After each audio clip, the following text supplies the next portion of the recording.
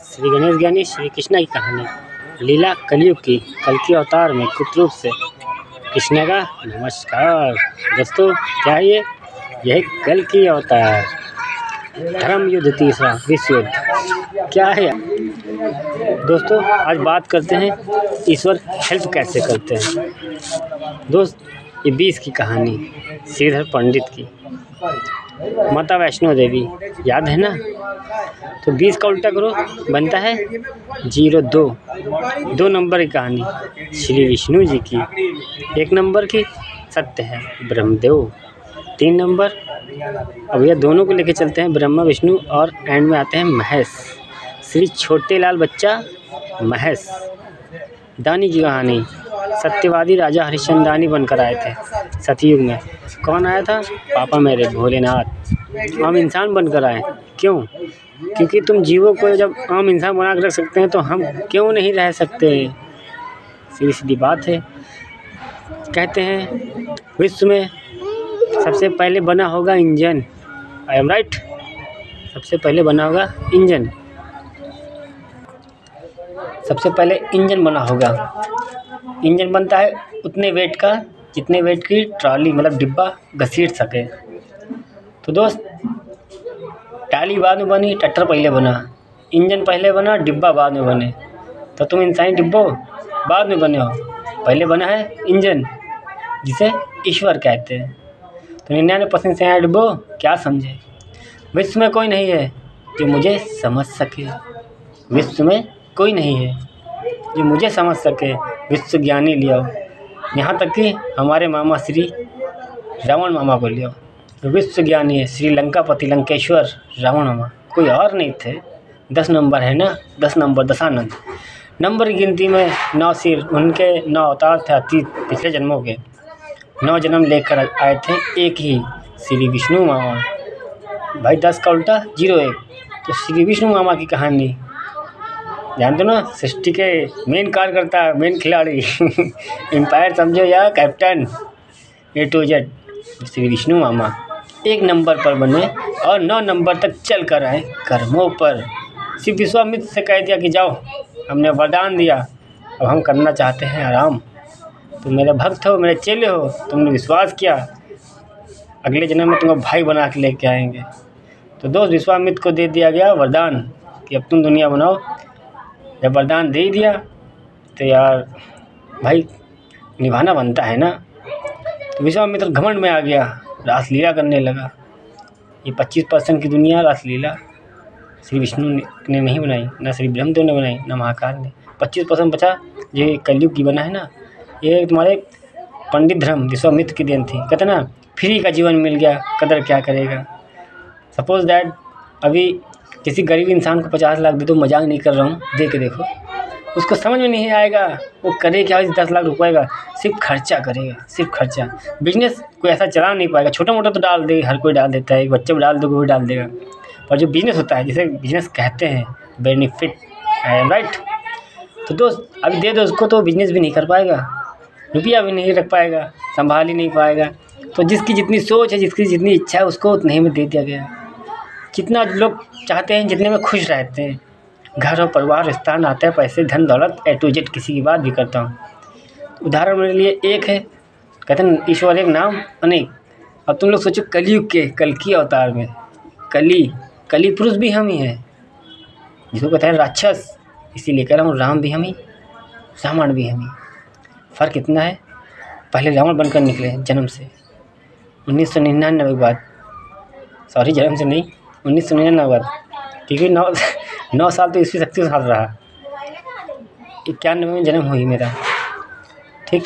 श्री कृष्ण नाम से एक अजन्मा अवतार त्रेता युग श्री सीताराम मर्यादा। कोई और नहीं, भोलेनाथ पार्वती थे, शिव शक्ति बनकर आए सीता और राम। क्योंकि कहानी लिखी गई थी श्री विष्णु मामा ने 1 नंबर पर लिखी थी अपने जीवन की कहानी। भाई बचपना तो गुजार दिया था उन्होंने राधा कृष्ण का, ठीक है। जैसे पति पत्नी मर्यादा निभाने चले, बस 57 नंबर का खेल था। विश्वामित्र ने दाग लगा दिया। विश्वामित्र ने दाग लगा दिया तो यार अब जैसे सपोज दैट सीढ़ी एक है, जब तक इंसान उस पार जाएगा नहीं तब तक दूसरा कैसे चढ़ेगा। एक पटरी से ट्रेन गुजरेगी नहीं, दूसरी कैसे आएगी। यार ब्रह्मदेव तो अपना खेल खेल चुके थे सत्य का, श्री विष्णु का नंबर था, उस साले ने पहले में गद्दारी कर दी। तो भाई 9 वादा किया है तो निभाना पड़ेगा। तो 9 नंबर तक श्री विष्णु हमारा अच्छे बनकर आए, 1 नंबर पर उल्टा ही बन गए खुद ही रावण। कहने लगे चलो भोलेनाथ खेल तो पूरा करना पड़ेगा। वादा किया है श्री गणेश से, भांजा है, मामा में 2 माँ हैं, हम अब बहन पार्वती की इच्छा भी पूरी करेंगे और पूरे ब्रह्मांड की पूरी करेंगे, मेरे श्री गणेश ही कहने की। अब पवन देव कहो कुछ भी कहो, वनस्पतियों की देन है, क्योंकि श्री विष्णु मामा तो 9 ग्रहों से बने, हम बने हैं 10 ग्रह से। दोस्त सोचो, तो ब्रह्मा विष्णु महेश 9 ग्रहों से बने, ये रंजीत बैठा है ना सन की 10 ग्रहों से बना है।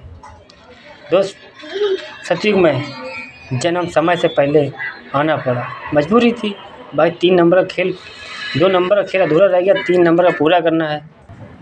3 नंबर का खेल पूरा करना, तब 4 नंबर की शुरुआत होनी।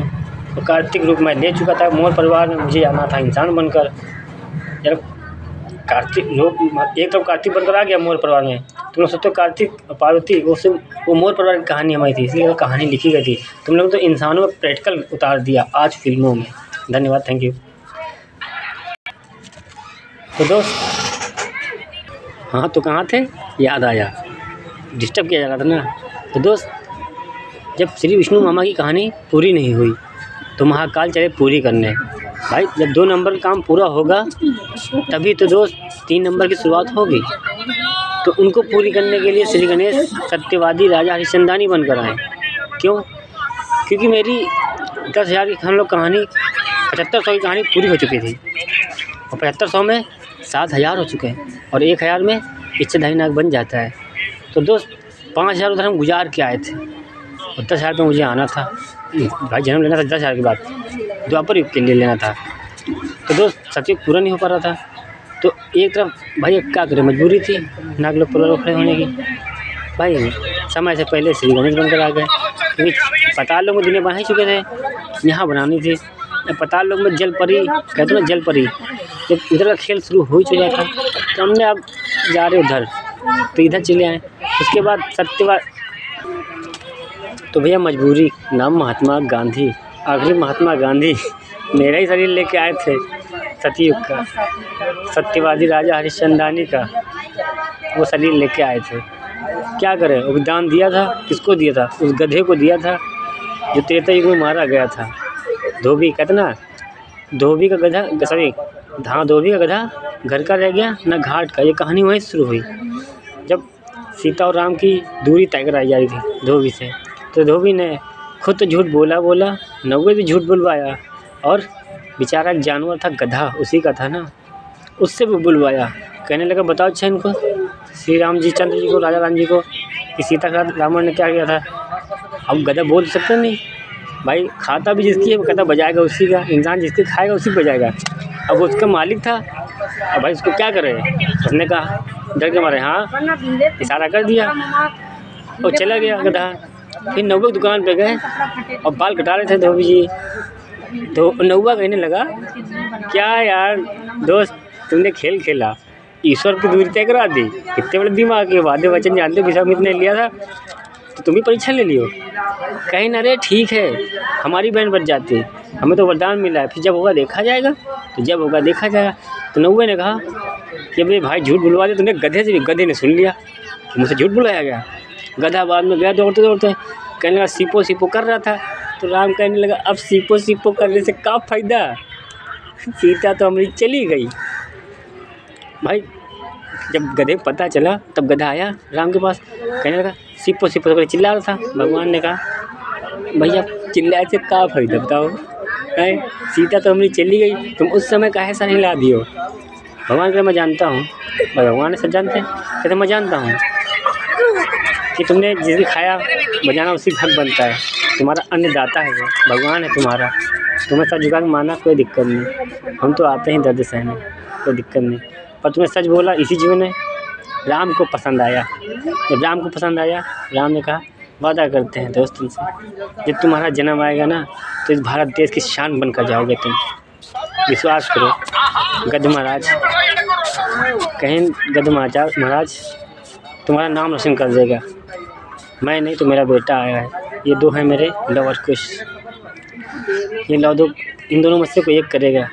पर श्री कुश तो अजन्मा ही था। जब भगवान को विश्वास था कि श्री गणेश बनकर सत्यकांत करके चला गया, दोबारा आया है अजन्मा बनकर, अब तो बैंड बजा ही देगा ये। मैंने कहा जब लौट के मेरा रूप इधर मिला तो मैंने गधे से कहा परेशान मत हो, कोई आए ना कोई आए हम आएंगे, क्योंकि सत्य चले आ रहे आप आसान में आते हैं। वरदान है मुझे इंजन बनकर, मैं झेलता हूँ। मेरे पापा मम्मी आएंगे वो वरदान करे ना पड़े, पर यह सनकी है श्री गणेश, दिमाग काटा हुआ, सब नहीं मेरे पास है ना राहु। सरदार राहु केतु। तो दोस्त 8 खेल हमारे सेकंड में आते हो रखते हैं।